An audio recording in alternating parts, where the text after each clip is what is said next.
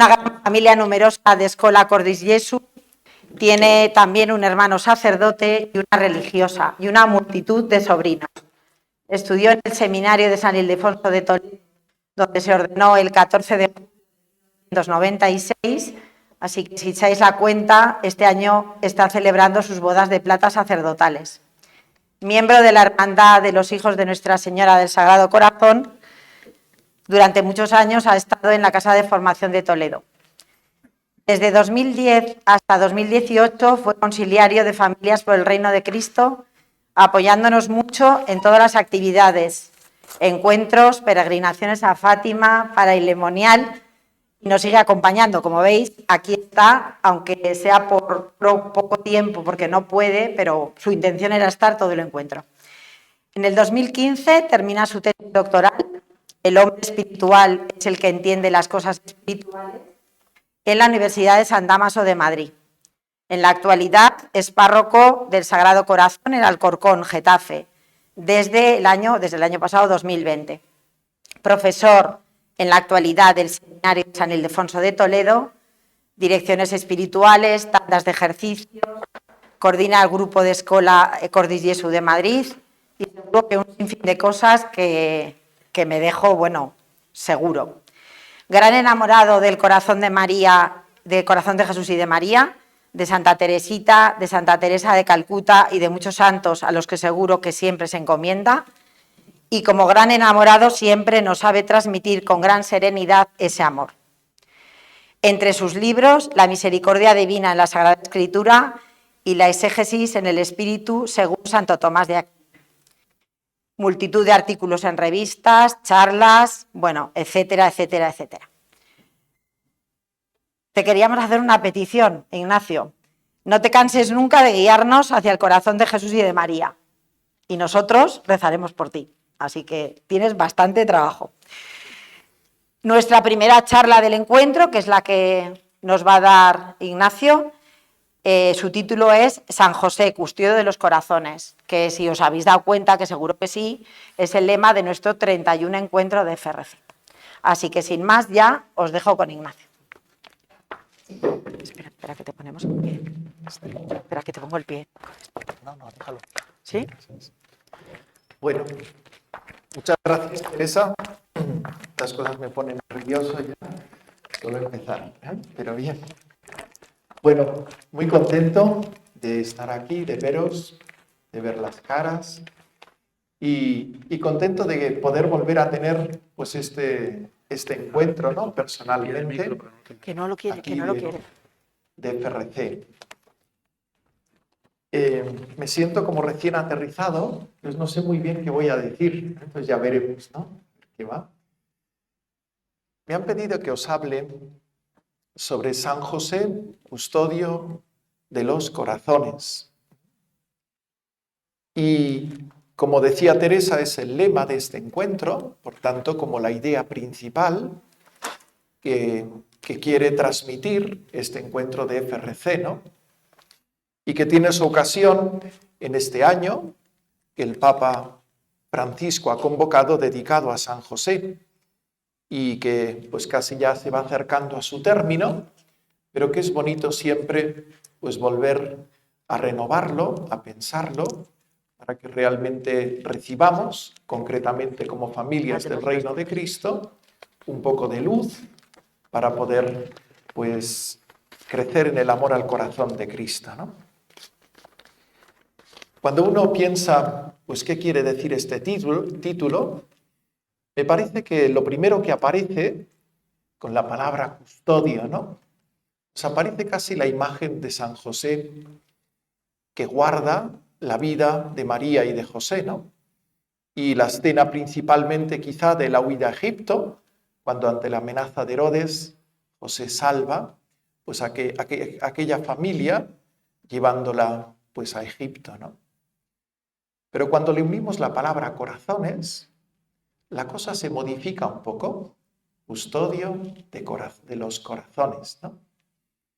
Y entonces ya nos remite a otro tipo de guarda, de custodia, que es esa custodia que San José tiene con María. Y en ese sentido, esa custodia que se trata de guardar el corazón de otro, y muy particularmente de educarlo, y en ese sentido nos remite más a la casa de Nazaret y a toda la labor de vida que hace San José junto a María, a Jesús, e incluso esta indeterminación, ¿no? Custodio de los corazones, se abre pues a que no solamente es María y José, el corazón de María y el corazón de María y el corazón de Jesús, sino que sobre cada uno de nosotros, ¿no? Custodio de los corazones, encargado en ese sentido de guardar nuestro corazón y de educarlo, de hacerlo crecer. ¿En qué? Pues en definitiva en el amor de Dios, ¿no? Y este es el tema de este encuentro, que encontrar y colocar el lugar de la figura de San José en este camino realmente de vivir en el amor de Jesucristo, ¿no? Quiero tocar 4 puntos y el primero es un poco más teológico, pero creo que es importante que lo toquemos. Claro, esto uno podría decir, sí, San José, custodio de los corazones, qué bonito, pero ¿esto es una fantasía o es real? ¿Realmente San José tiene esta misión? ¿O nosotros por nuestra devoción se la hemos atribuido? Y ya está. Y entonces nos gusta decir que San José, porque me cae bien, es el que guarda los corazones. Hay una distinción, hay gente que tiene sueños, sueños de cosas, de ideales, pero no son realidad. ¿Realmente San José es custodio de los corazones? Por eso debemos confiarnos a San José, debemos aprender de él. Y si es así, ¿por qué?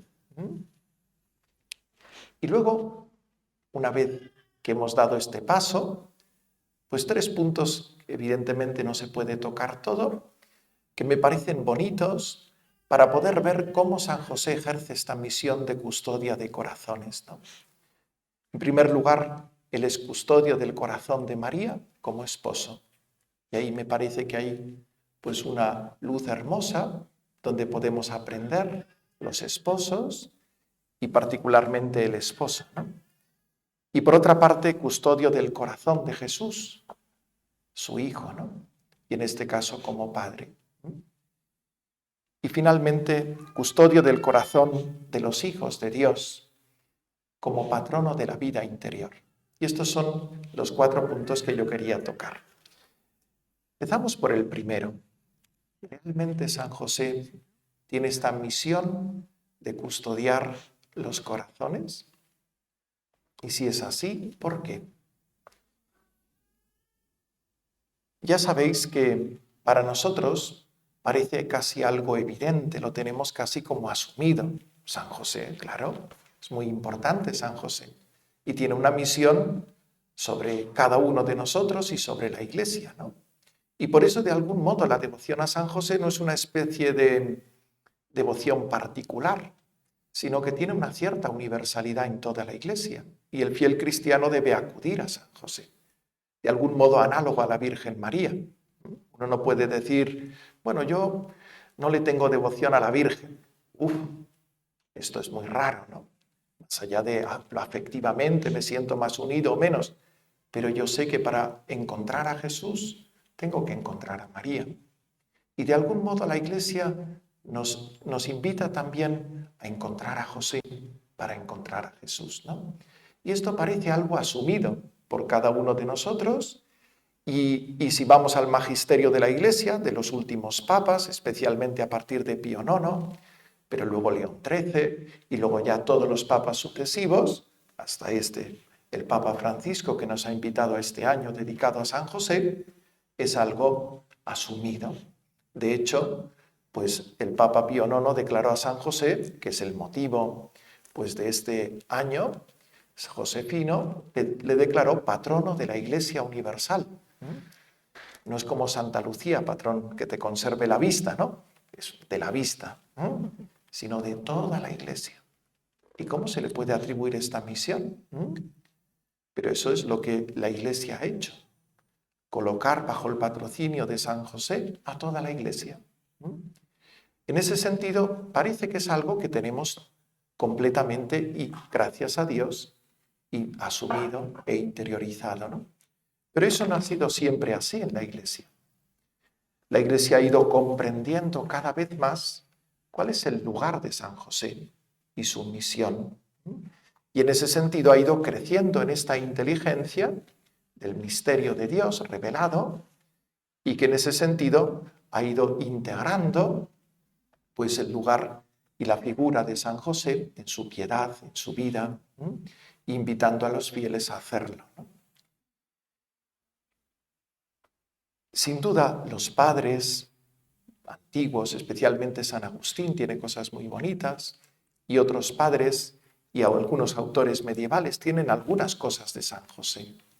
Pero es a partir sobre todo de Santa Teresa y luego pues de la reflexión y de la intervención del magisterio posterior que esta conciencia se ha hecho universal en toda la Iglesia y auténtica en el sentido de que enseñada por el magisterio auténtico de la Iglesia, ¿no?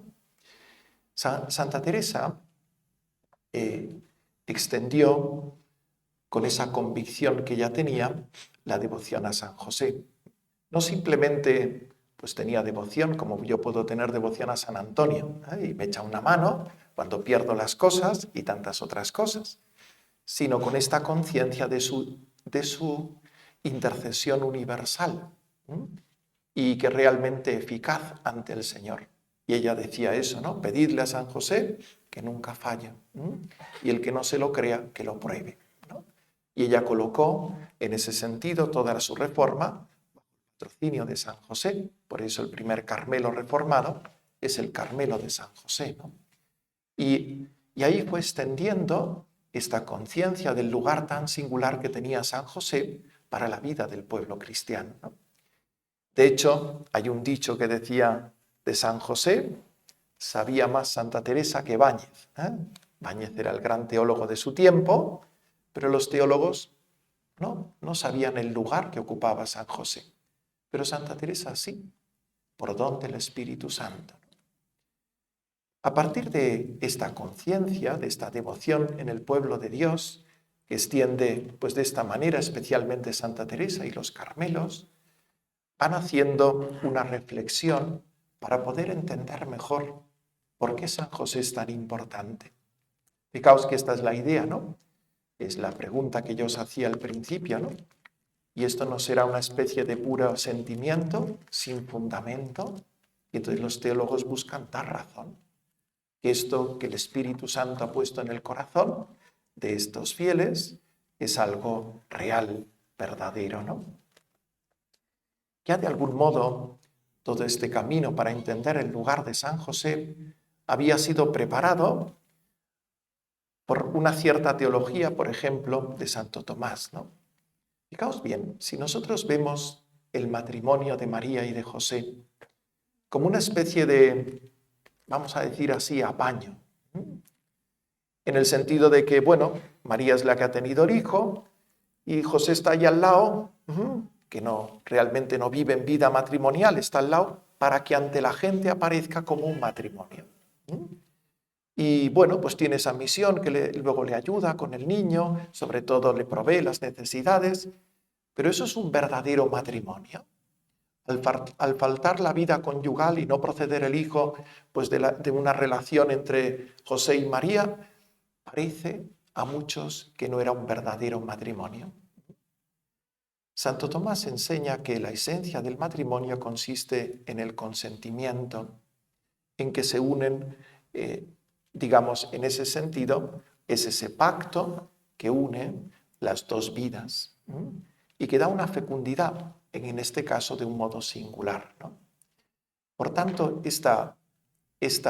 entender mejor qué es el matrimonio ayudó a reconocer mejor que el matrimonio de María y de José era un verdadero matrimonio. Segundo lugar, pero ¿y la paternidad? Entonces empezamos con adjetivos. Paternidad adoptiva, padre putativo, que suena fatal, pero que significa pensado padre por los demás. No era el padre, pero los demás pensaban que era su padre, ¿no? Pero en el fondo, pues sí hizo las veces de padre.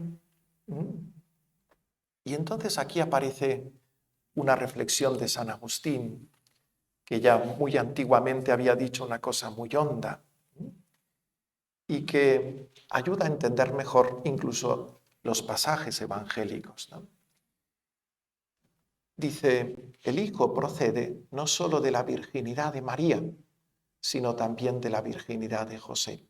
En el plan de Dios, aquel Hijo no ha sido solamente otorgado a María, que tiene al lado a José, sino ha sido fruto de aquel matrimonio virginal de María y de José.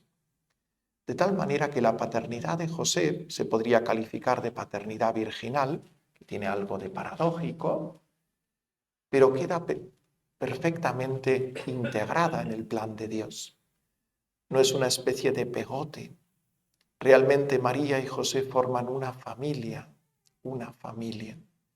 Y José, por el matrimonio con María y esta paternidad virginal sobre Jesús, en el mismo plan de Dios, está pues integrado en este camino de salvación, ¿no? Estos dos pasos preparan el paso siguiente, que vamos a atribuirlo sobre todo a un teólogo jesuita del siglo XVII, que es el primero que habló así, que se llama Suárez, y que decía que José pertenece al orden hipostático. Vaya palabra, ¿no? ¿Qué significa esto? Vamos a explicarlo. Mirad, todos entendemos que María ha sido asociada de un modo singular en el orden de la redención. Ha sido asociada como íntima colaboradora de Cristo. Y es como nosotros que también colaboramos en la redención. No, ella ha sido asociada como madre. Y no simplemente porque dio a luz a su hijo carnalmente, en el sentido de que corporalmente le ofreció un cuerpo y nació, sino porque esta maternidad se extiende sobre el cuerpo místico de Cristo. Y todo ello es fruto de la gracia de Cristo que él ha merecido. Pero él, redimiendo a María, la ha asociado a su obra salvadora para compartir en este origen de la salvación toda esta misión. La idea es que José ha sido también asumido en este mismo orden, que es el orden de la causa de la gracia. Por eso dicen el orden hipostático, eso es lo que quiere decir, ¿no? Y en ese sentido están los dos en el origen de esta obra de salvación que el Señor ha realizado, íntimamente unidos como íntimos colaboradores de Jesucristo, ¿no? Pero no de cualquier manera, sino al modo de una familia. Y aquí hay un tema muy bonito y muy importante. Por eso experimentamos la paternidad de José. Experimentamos la maternidad de María, cada uno de nosotros. No han sido asumidos como los apóstoles, sino de otra manera. ¿Y eso por qué? A ver si sé explicar bien esto, ¿no? Fijaos bien que la Iglesia tiene diversas dimensiones, ¿no? Y hay una dimensión que es la dimensión jerárquica de la Iglesia. La Iglesia está fundada sobre los apóstoles. Y sin los apóstoles no habría Iglesia. Y no podemos vivir no unidos a aquellos vínculos, que es la jerarquía de la Iglesia, que son signo y producen la unidad de la Iglesia. Por eso la Iglesia es jerárquica y está fundada sobre los apóstoles. Entonces, contemplando a Jesús, cómo elige a los apóstoles, cómo los reúne, cómo los manda, dándoles autoridad, descubrimos esta dimensión fundamental de la vida de la Iglesia, que ahora vivimos y que es criterio para vivir en la Iglesia para cada uno de nosotros. Pues bien, en la Iglesia hay otra dimensión, que es la dimensión de que la Iglesia es una familia. Fijaos que la idea de jerarquía se produce en que nosotros, digamos, de alguna manera estamos como vinculados con alguien que tiene autoridad sobre nosotros. Pero la Iglesia es una familia.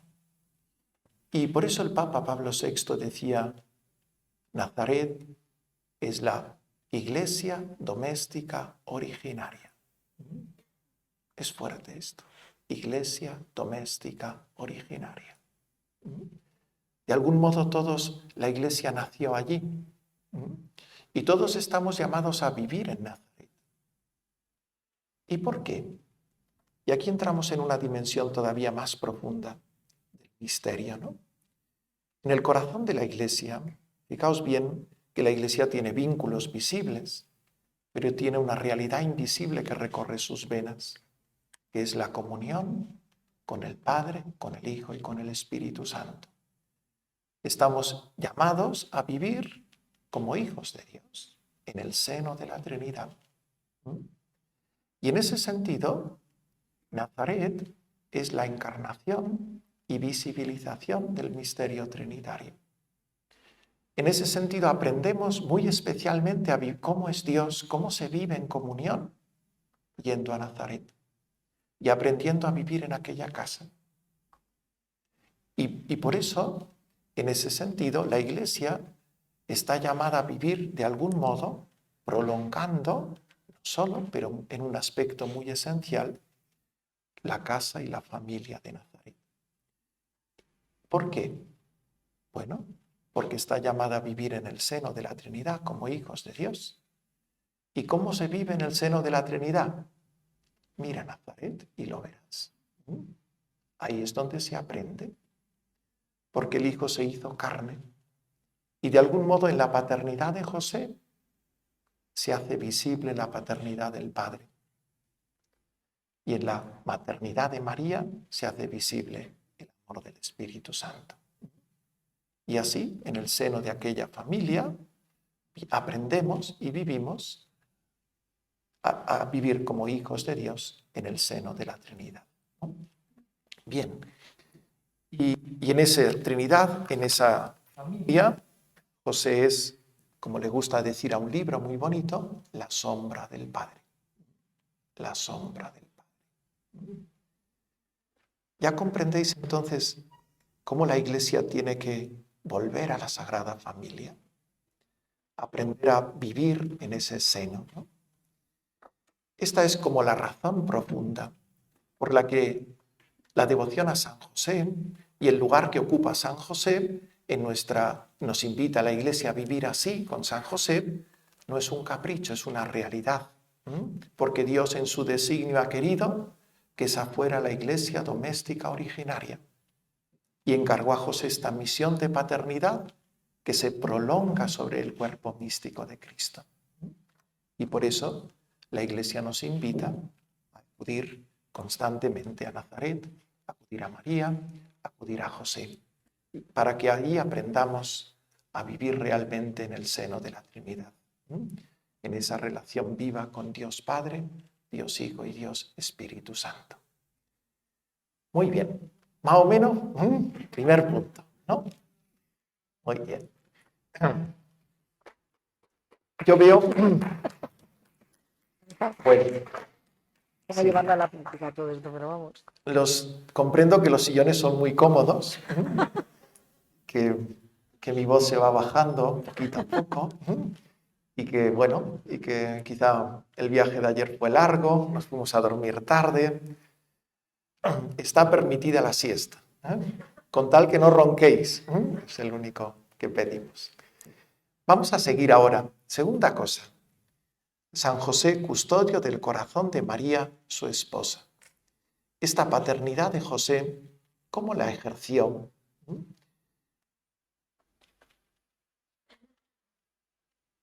Fijaos bien que hasta aquí hemos explicado este lugar de esposo en el plan de Dios y de padre que tiene San José y que continúa sobre el misterio de la Iglesia, ¿no? Vamos a acercarnos más específicamente a ver un aspecto de este lugar como esposo que es custodio del corazón de María. Cuando hablamos de corazón, queremos decir dos cosas fundamentalmente. La primera, el corazón es el centro de la persona, el centro de su vida, ahí donde se toman las decisiones, donde la persona, pues, digamos, queda con Dios y con su conciencia, ¿no? Es como el centro de la persona. Y por otra parte, es la sede del amor, de los afectos, de donde brota, en ese sentido, pues todo aquello que la persona ama, elige, desea hacer. San José, por tanto, decimos que es custodio del corazón de María. Quisiera en tocar como 3 escenas que me ayude a sacar 3 reflexiones sobre cómo ejerce este misterio y que para vosotros esposos me parece que puede ser luminoso y puede ayudaros pues a vivir como San José este misterio de la esponsalidad, ¿no?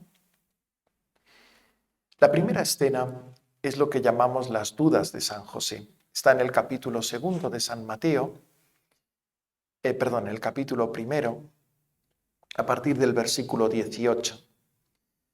Recuerdo brevemente la escena y María ha recibido el anuncio del ángel y ha concebido pues a Jesús, ¿no? Al Hijo de Dios. Y José se da cuenta de ello, y aquí algunos dicen, no, se dio cuenta y tal, porque vio que la Virgen no le dijo nada. A mí me parece raro eso, ¿no? La Virgen le diría lo que pasaba. Y yo parto de esa hipótesis, ¿no? La Virgen le comunica lo que pasa. Y entonces surge el problema en el corazón de San José. Fijaos bien, lo más probable es que María y José ya estuvieran casados. Bien, ahí hay todo un tema exegético, pero sí, vamos a dejarlo así. Y José ha caminado un camino junto a María, ¿no? María en la Anunciación dice, no conozco varón. Bien, y ahí muchos leen a través de un verbo hebreo, pues que significa no tengo propósito de conocer varón, es decir, una expresión de su llamada a la virginidad. Lo cual, desposada con José, significa que María ha hecho partícipe a José de su propósito de virginidad, de la llamada interior que siente. Imaginaos el colapso de San José, primer colapso, ¿no? Tú te vas a casar con una mujer y de repente ella te muestra que en su corazón late un deseo de virginidad y que entiende que viene de Dios. ¿Y José qué hace? José acoge el misterio de María y él mismo, a la luz del misterio de María, comprende su propia vocación. Comprende que el Señor también le llama a participar de esta virginidad. Y eso para él es un primer camino. Pero ahora resulta que María le dice que ha concebido un hijo. Claro, segundo colapso de San José. Y resulta pues que él empieza pues interiormente pues a pensar, ¿no? ¿Qué piensa? Aquí está el tema famoso de las dudas de San José. Unos dicen, San Jerónimo, que era un poco bruto, dice, no, San José pensó que había concebido con un hombre, ¿no? Y bien, tiene dudas sobre María en ese sentido, ¿no? ¿Y qué debe hacer él? Pero yo creo que la Virgen le contaría a San José qué había pasado. Y la duda de San José es sobre su lugar en este misterio. José ama tiernamente a María. Es un hombre que tiene una ternura y una devoción por ella, pues realmente impresionante, ¿no? Y ahora resulta que en ella hay un misterio, el misterio que Dios la ha escogido para engendrar y dar a la luz al Mesías, al Hijo de Dios. Y José, que es un hombre justo, justo significa santo en la Escritura, que tiene este sentido de la grandeza de Dios, que ama a Dios por encima de todo, tiene como ese temor de Dios. ¿Y quién me ha llamado a mí a entrar en esto? ¿No? ¿Quién me ha dicho que yo tengo un papel aquí? Y empieza como ese dolor en su corazón, porque tiene que decidir qué debe hacer, si apartarse de María, porque ese misterio es más grande y él no le toca estar ahí, o seguir adelante, ¿no? La Escritura dice que José tomó la decisión de dejar a María. Y entonces Dios se le revela en sueños y le manda. ¿Y qué le dice? Le confirma en su vocación otra vez. Su vocación de esposo: no temas recibir a María, tu mujer. En ese sentido, el plan de Dios, él forma parte de él. Y en ese sentido, pertenece a José ser esposo de María y padre de Jesús, porque le dice: y tú le pondrás por nombre Jesús, que significa, porque salvará al pueblo de sus pecados, ¿no? Bien, lo que me interesa aquí es cómo custodia el corazón de María José. Fijaos que este sentido de sacralidad, de lo que Dios obra en María y en su corazón, que José tiene, es realmente admirable. Mirar el corazón de su mujer, lo que Dios obra en ella, no solamente en su seno, sino en su corazón, comprenderlo como un sagrario e incluso estar dispuesto al sacrificio más grande de su vida por el respeto a lo que Dios pide de ella. Es tremendo, tremendo. Me parece que aquí hay una dimensión muy profunda y muy hermosa para los esposos, de asumir a la persona en lo más profundo que ella es y tiene, que es aquello que Dios hace en ella, en ella. Y así José custodia el corazón, con ese respeto sagrado al misterio de lo que Dios obra ahí. Hay una segunda escena que también nos da luz. Está en el Evangelio de San Lucas, donde cuando María y José van a presentar al niño al templo y se encuentran con el anciano Simeón. Y en esas palabras que Simeón les dirige a sus padres, les dice primeramente hablándoles del niño, ¿no? Este está puesto como bandera discutida, ante la cual se desvelen los corazones. Y a ti misma, dirigiéndose a María, una espada te traspasará el alma. Es hermoso pensar también en este misterio. Desde el inicio de la vida como padres de José y María, aparece el misterio también de la cruz, anunciado. Y es llamativo como además este misterio penetra el corazón de María, traspasa su corazón. Esa es la promesa, el anuncio, la profecía. Lo propio del marido muchas veces es defender a la mujer, ¿no? Muchas veces guardarla, que no sufra, es su deseo, el anhelo de su corazón de proteger. Pero un aspecto también muy hermoso es participar en su cruz, no volverse ajeno.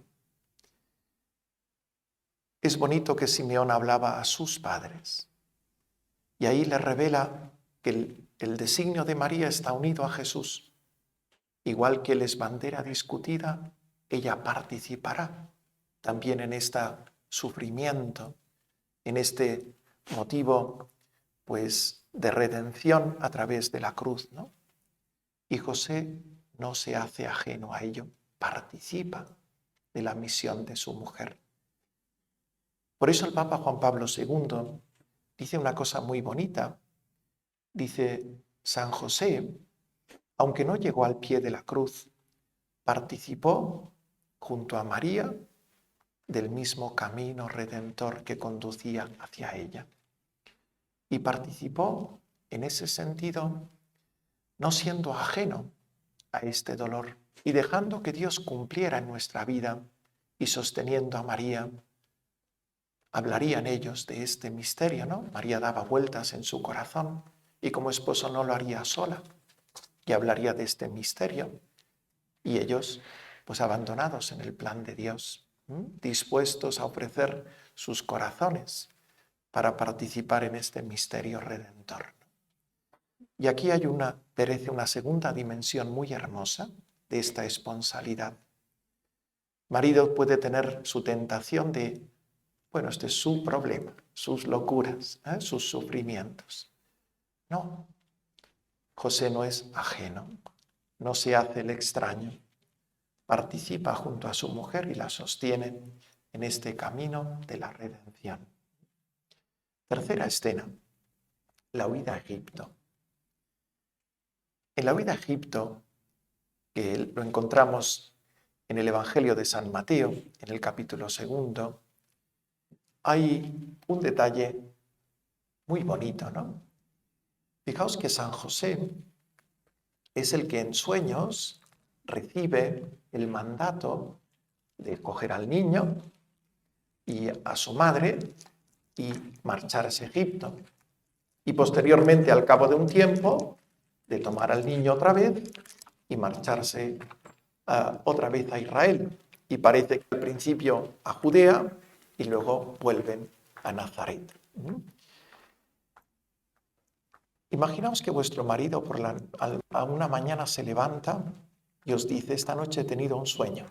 Tenemos que dejar esta casa e irnos a Japón. ¿Cuál sería vuestra reacción de esposa? Pero todo, ¿qué dices? Pensadlo bien.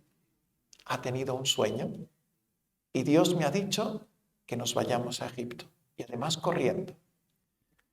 Fijaos que en Belén da la impresión que María y José, quizá por el deseo de volver a la casa de David, parece que tienen una casa. Dice que los magos llegaron a la casa, como si se hubieran querido establecer en Belén.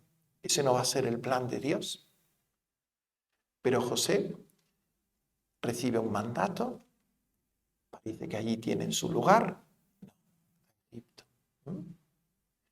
¿Y qué es bonito? No se dice que María protestara ni comentara. No. Cogió al niño, a su madre, se marchó. José obedece. María obedece. Pero obedece en esa confianza en el corazón de José, que ha recibido de parte de Dios un mandato para bien de toda la familia. Qué bonito.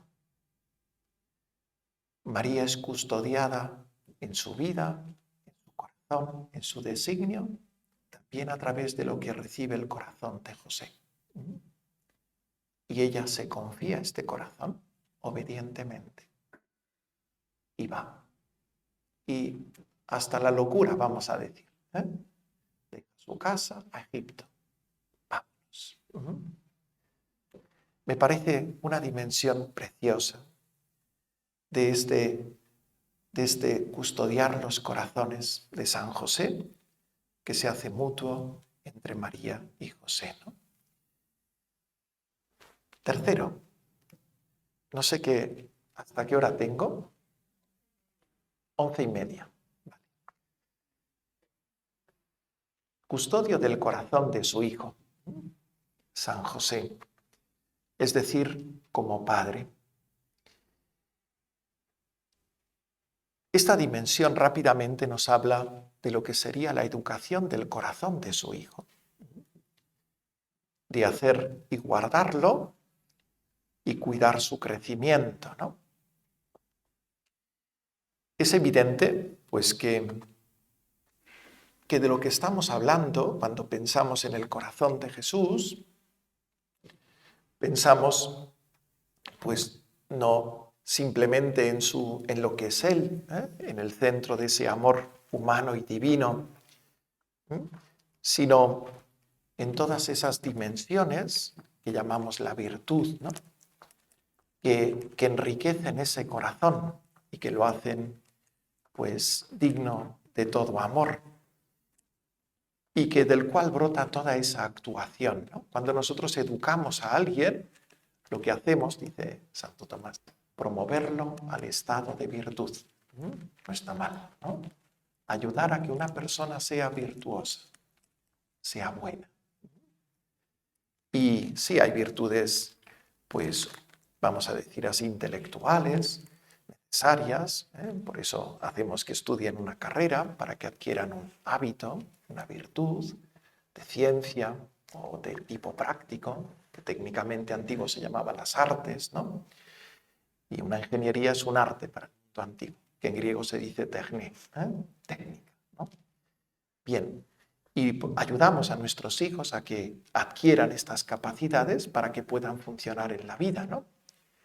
Pero más profundamente son sobre todo esas virtudes teologales y morales, las que sobre todo tienen que ser el último anhelo de nuestra educación, porque uno puede ser un médico fantástico y un perfecto sinvergüenza. El doctor Mengele podía ser un gran técnico, pero no era un hombre bueno. Era un buen médico, pero no un hombre bueno. Y en la vida estamos para ser buenos, más para ser santos, para vivir, pues, amando a Dios y al prójimo. Y la gran misión de los padres es ayudar, colaborar en esta obra para que vuestros hijos sean santos. Esta es la misión de José, el hogar, ayudar a educar el corazón de Jesús. Evidentemente, esto esconde un misterio porque, vamos a decir así, Jesús tiene una fuente interior, pues una fuente singular, interior, que guía su vida, ¿no? Y en ese sentido, pues cuando nosotros pensamos en el misterio de Cristo, sabemos que Él, pues de algún modo ve al Padre, y por eso cuando Jesús le dice, María y José le dicen, le dicen cuando la han perdido en el templo, ¿cómo nos has hecho esto? Tu padre y yo te buscábamos angustiados. Él responde, ¿no sabíais que tenía que estar en las cosas de mi Padre? Tiene esa conciencia de quién es Él, que no es un simple hombre, sino el Hijo de Dios encarnado, ¿no? Y esa luz, pues, ilumina su vida y enriquece su corazón con toda la riqueza de virtudes, porque es la humanidad del Hijo de Dios, ¿no? Y en ese sentido, pues José colabora en esta obra, pero de un modo singular, ¿no? Particular. Y yo quisiera explicar un poco cómo es este misterio en el que José colabora, sobre todo para iluminarnos a nosotros. Fijaos bien que cada uno estamos delante de otra persona, como padre, un padre espiritual o padre humano, y esta persona no es una máquina, no es tampoco un animal. Una máquina yo la programo o la ordeno y funciona. Ya está. Entonces todo su orden depende de mí y del modo como yo lo causo y necesariamente funcionará así. Un animal lo amaestro, es más complejo, tiene más dimensiones, pero yo sé que si le pongo la comida aquí y hago no sé qué, es Pavlov, ¿no? Pues le voy acostumbrando a determinadas cosas.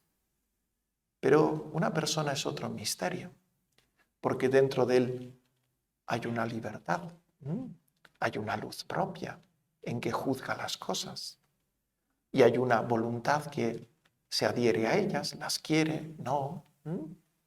Y en ese sentido, educar a una persona no es simplemente programarla o amaestrarla, sino colaborar con ese misterio íntimo de lo que él mismo también tiene que ir descubriendo y eligiendo. Y por eso tiene algo como de sagrado. Y además hay otra realidad, ¿no? Que en esto se asemeja a lo que le pasa a José ante el misterio de Cristo, que en su corazón actúa el Espíritu Santo. Y que quien le educa no solamente es uno desde fuera, sino desde dentro, Dios mismo, que le habla, que le guía, que le mueve. Y por eso el Padre se siente ante él, o debe sentirse como José ante este misterio, de este hijo que tiene delante, que le sobrepasa, que él no puede dominar, no puede programar, no puede amaestrar, sino que colabora de un modo particular para que él se abra a la luz de la verdad, vaya siendo, creciendo y eligiendo el verdadero bien y pueda vivir así realmente como hijo de Dios, ¿no? Y ahí tiene su gran colaborador, que es el Espíritu Santo, que actúa en su corazón. Y él, pues en ese sentido, está atento también a este misterio, ¿no? Y en ese sentido se parece a cómo está José ante Jesús, ¿no? Ante Jesús. ¿Y qué hace José para formar el corazón de su hijo, no? Fijaos bien que por ser la humanidad del Hijo de Dios, el Señor tiene esta riqueza de la virtud en su corazón, pero Dios ha querido también aprender. Y aquí hay todo un misterio, aprender. San Lucas dice que Jesús crecía en ciencia y en gracia ante Dios y ante los hombres. Él ha querido aprender. De algún modo lo sabe todo, pero de otra manera no. Y ahí es donde entra José, que colabora en esta misión de crecimiento de su hijo. Y va de algún modo formando con todas esas acciones, palabras, con su vida, el corazón de su hijo. Voy a poner un ejemplo que nos sirva un poco de referencia, ¿no? Pensar, Jesús va a la cruz. Va a la cruz. ¿Por qué Jesús va a la cruz? No va simplemente, fijaos, a mí me pueden pillar, yo soy un malhechor, me castigan, me matan, he ido a la cruz, si me han crucificado. No, el misterio es que Él va ofreciendo un sacrificio a la cruz, va por amor. ¿Y cuáles son las virtudes propias de esta ofrenda, de este sacrificio del sacerdote? Según la carta a los Hebreos, las virtudes del sacerdote por la cual Jesús ofrece el sacrificio son dos. La primera es, dice así en griego, pistos, que significa digno de confianza. Jesús tiene esta virtud de la piedad con Dios, esta confianza. Él tiene acceso al Padre. Él puede entrar al Padre. Y la segunda virtud, la misericordia, la compasión, por la que asume a todos los hombres en su corazón. Y esas virtudes son las que se ponen en acto en el misterio del sacrificio, cuando Jesús, que tiene esta confianza con Dios, se introduce en Dios llevándonos a nosotros, porque tiene misericordia de nosotros, nos ama misericordiosamente y se hace uno de nosotros y carga con nuestro pecado en su corazón y así entra a la presencia de Dios con el que goza de esa confianza por su piedad, ofreciendo el sacrificio. La pregunta es, ¿quién ha formado ese corazón? ¿Quién ha formado esa piedad? ¿Quién ha formado esa compasión? Pues es fruto de Dios en su corazón, claro, de la divinidad, pero también es fruto de la acción de José. Y aquí es donde entra este misterio, y donde también, pues creo que vosotros podéis aprender este misterio de mirar el corazón de vuestro hijo para educar en él esas virtudes que necesita para poder ofrecer su vida a Dios, para poder tener caridad con el prójimo.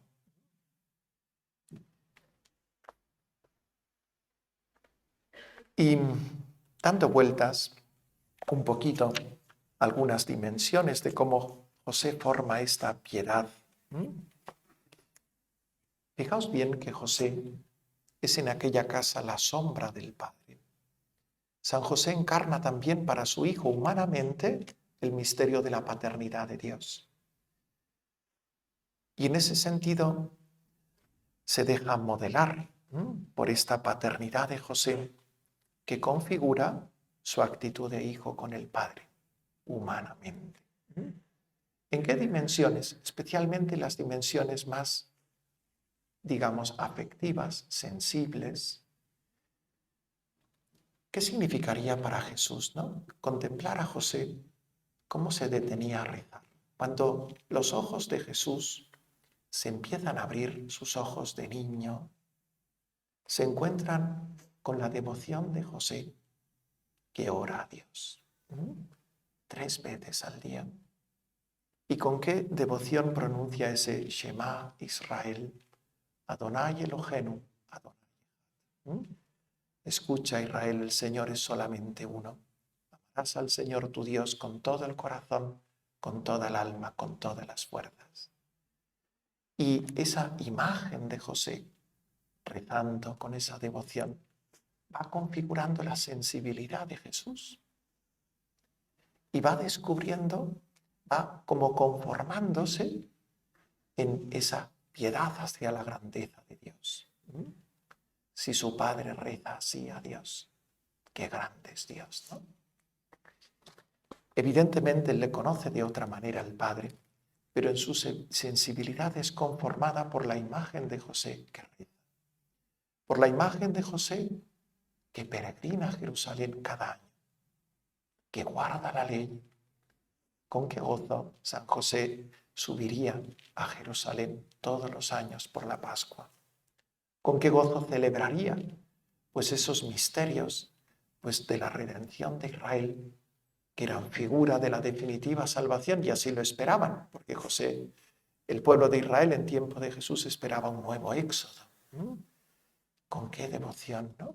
Y esa piedad va conformando el corazón de Jesús en toda esa experiencia viva, ¿no?, que se va haciendo en él y que va pues modelando esa experiencia, va modelando este corazón y formando parte de la integridad de esta virtud que es la piedad con Dios, ¿no? La piedad con Dios. Y así podríamos seguir, eso ya os lo dejo a vosotros. Y en segundo lugar, esta otra virtud, que es esta virtud de la misericordia. Fijaos que una dimensión fundamental, y en esto es especialmente dimensión, aspecto propio del Padre, formar al Hijo como miembro de una comunidad. Somos muy individualistas en este mundo, pero una parte es porque ya no tenemos padres. Nuestros padres son los que nos integran en una tradición, nos hacen parte de un pueblo y nos hacen reconocer al otro como otro yo.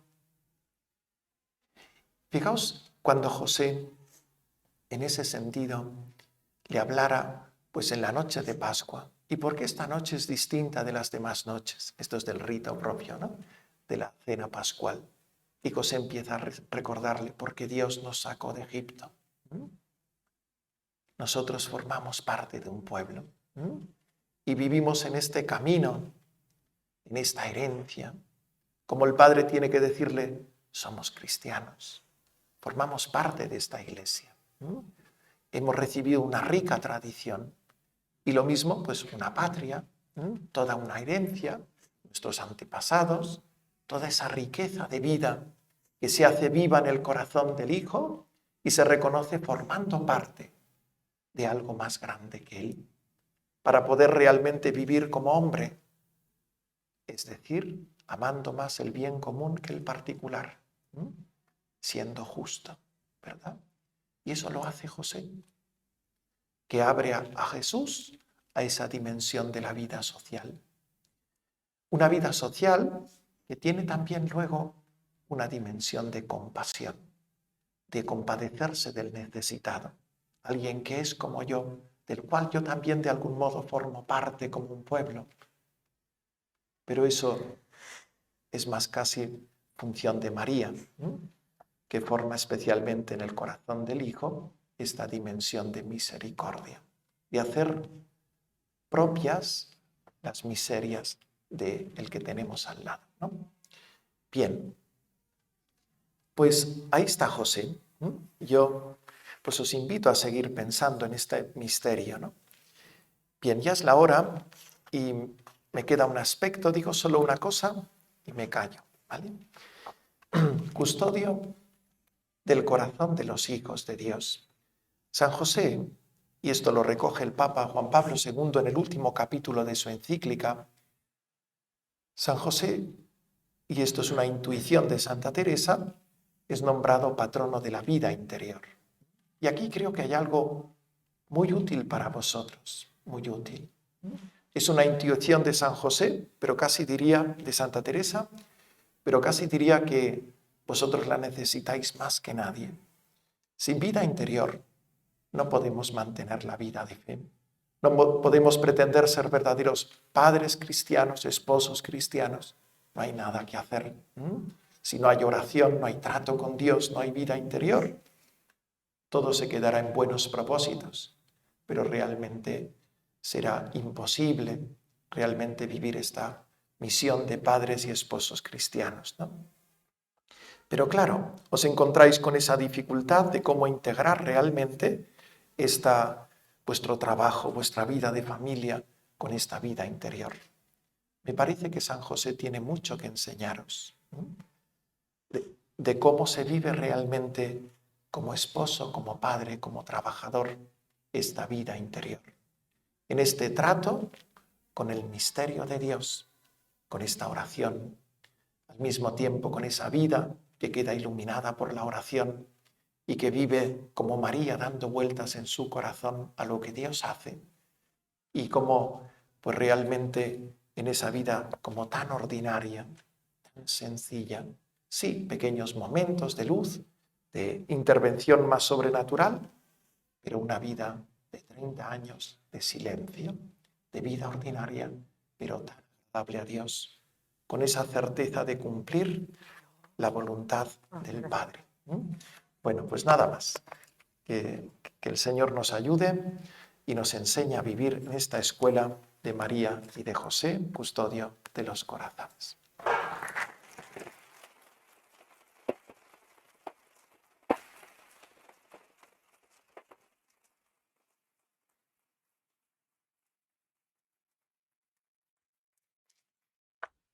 ¿Dónde está esto? Este es el otro, ¿no? Ah. A ver, uy, no sé, está cerrado. Sí, enciéndelo. Muchas gracias, Ignacio. La verdad es que creo que tenemos trabajo, ¿eh? Pero bueno. ¿Hay alguna pregunta? Vamos a dejar unos minutillos por si hay alguna pregunta y ahora pasaremos a las reuniones de grupos, ¿vale? Que os iremos diciendo. A ver si hay alguna pregunta.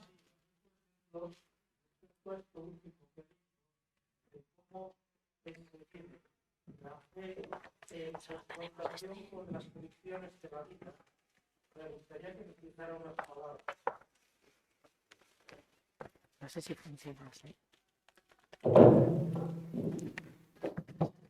Muy bien.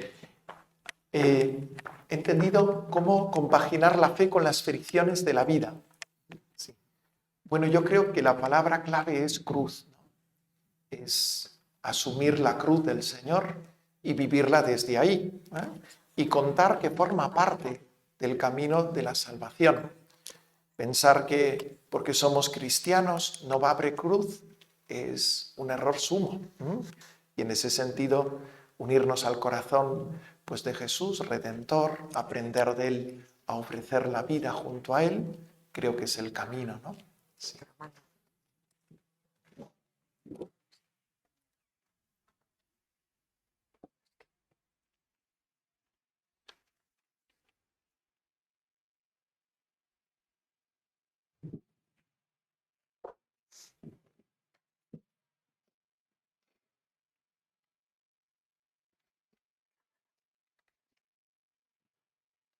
Está todo claro.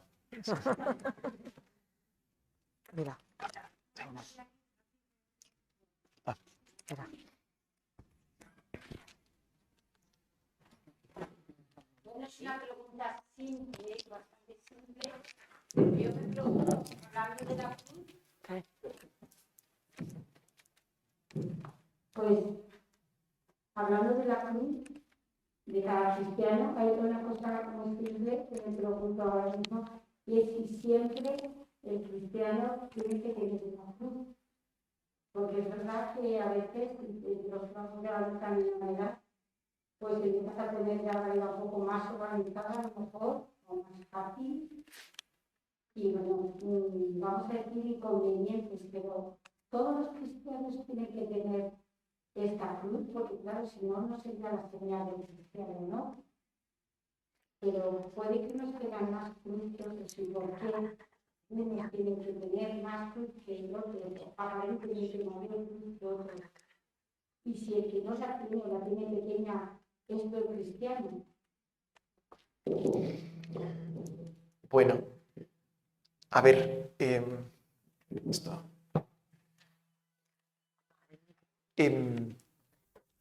O sea, bueno, eso vamos a decir dos cosas. ¿Por qué unos tienen más cruz que otros? Se lo preguntamos al Señor, que eso le toca a Él. Y ahí Dios con cada persona tiene su providencia.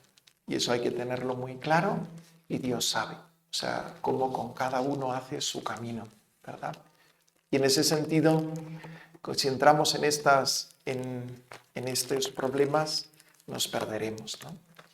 Y esta es peor que la suya y esta es... Bueno, hay gente que vemos realmente muy marcados por la cruz, eso es verdad. ¿Eh? Y otros, pues casi no parece, ¿no? Han empezado casi el cielo en la tierra, ¿no? Bueno, todos tenemos que tener cruz. Bueno, la palabra cruz la usamos analógicamente, ¿no? Hay cosas que son muy claramente cruz, por ejemplo, cuando hay un sufrimiento puro, inútil, ¿no? Pues ahí es muy claramente cruz. Y hay otras cosas, por ejemplo, si yo me estoy sacando una carrera y me cuesta mucho y hago un esfuerzo, pues tiene un aspecto de cruz, pero no lo tiene tanto, porque en la vida humana estas cosas son normales, ¿no? Y no significa a veces tampoco un gran sufrimiento, ¿no? Pero lo que está claro es que lo que salva,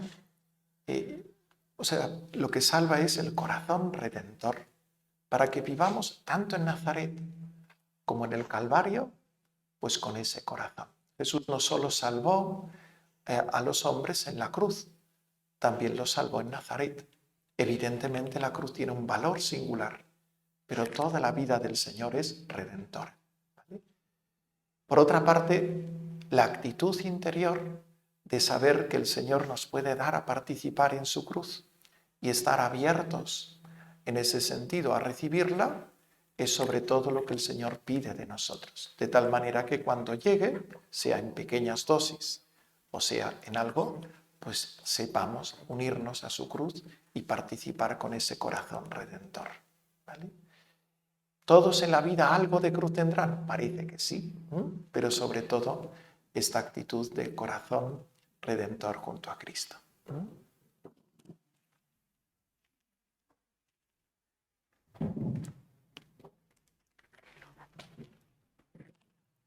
Ignacio, gracias por la charla, lo primero. Y segunda palabra, ¿cómo compaginar esa vida interior en la vida moderna que tenemos ahora, la actividad que has destacado ahí? Pero Ignacio, para ti, ¿qué es la clave? La receta. La receta. Es una pregunta difícil, ¿no? Difícil y casi diría que hay que hacer una especie de constante discernimiento porque cosas van cambiando. Antes no teníamos móviles, ahora tenemos móviles, ahora ha entrado no sé qué. Y entonces muchas cosas a veces van cambiando en la sociedad en colectivo, incluso en familias, en las situaciones concretas, ¿no?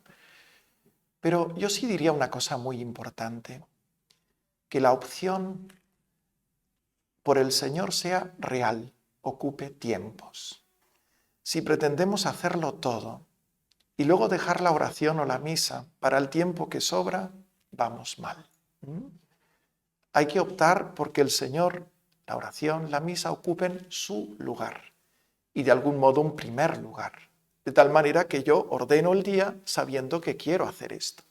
No es hago todo y luego mira, ahora tengo tiempo para rezar, rezo. Vamos mal. Porque yo creo que a la larga se nos comerá. Y como la vida cada vez es más complicada, no nos dejará tiempo, ¿eh? Y nos irá matando la vida interior, ¿vale?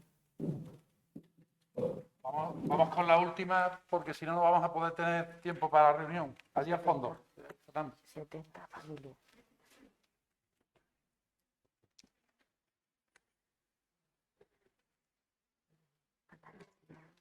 Murcia, Andalucía, Murcia, Aragón, Vale. Madrid. Bueno, pido perdón por adelantado porque quizás esta es una pregunta, pero creo que te has quedado un poco en la puerta de una cosa que yo cuando el Señor me la iluminó, me dio muchísima luz en una cena judía, que es que nuestra misa, su estructura y muchas cosas vienen de una cena judía, de la cena de Pascua judía, y Jesús aprendería que vamos a celebrarla. Jesús sería el niño que veía, o sea, lo que Jesús hizo con los apóstoles es lo que San José hacía en Nazaret, en Jerusalén, porque estuvieron a Jerusalén haciendo la Pascua. Y no sé qué lectura también, cómo nos puede iluminar esto, cómo nos puede ayudar también a vivir la tradición.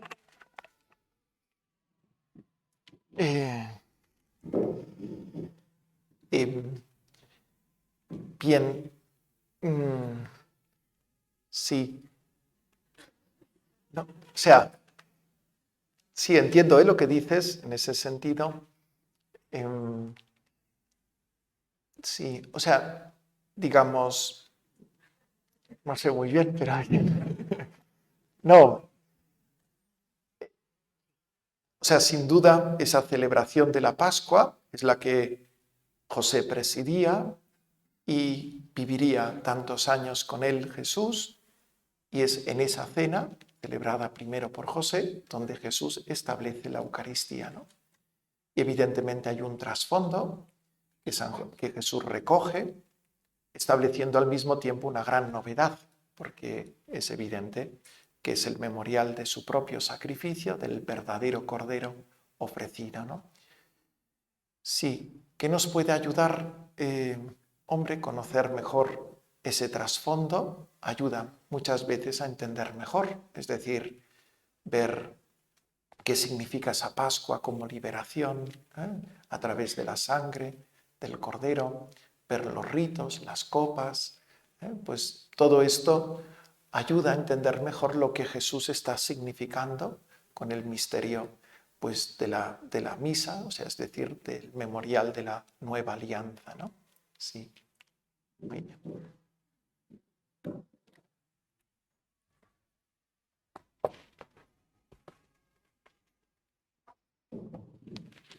Bueno, pues por las gracias a Ignacio Manresa por la exposición que nos ha hecho.